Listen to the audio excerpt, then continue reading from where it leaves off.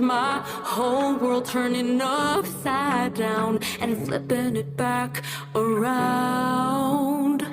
I wish my body was fine, wish it felt like it's mine. Don't want to fight every day to survive. Nobody sees the shit I'm infinitely sick.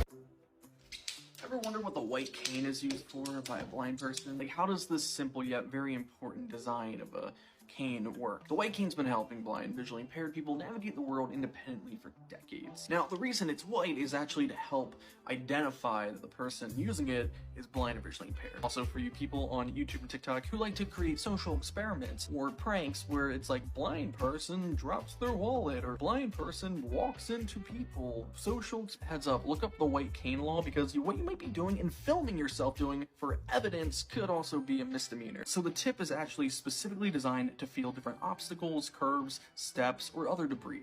The cane is super helpful with finding steps or the changes in the elevation. If you've ever wondered why sidewalks or curbs have these tactile dots or bubbles or even lines, that's actually because it's to help blind folks with a white cane feel the edge of a curve and find our orientation and positioning. Because I was still born with some vision, very little bit, that isn't correctable, I was actually never offered a white cane when I was younger, but when I was living on my own and I decided to start using one as an adult, changed my whole way of living, changed my way of independence. That is always why when I talk to people who are visually impaired or becoming legally blind, that it's probably worth trying a cane. Even if you don't use it all the time, especially in newer environments, it can really help a lot. Special thanks to the Good Days Foundation and the account Technically Sick for sponsoring this video.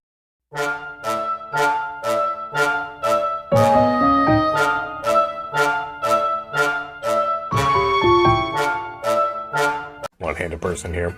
It's funny talking about the tools I used to get by because I have this super advanced bionic arm, but actually, the single piece of adaptive tech I use most consistently is this blue square of non-slip rubbery material. The role of the second hand is often to stabilize and support. If you have one hand, you can push things against your chest. You can use your elbow if you have one, but you don't always get the same leverage. Or maybe you're just tired of ruining your shirts. It may be the single most helpful thing ever made. It's grippy on both sides, and it's cheap.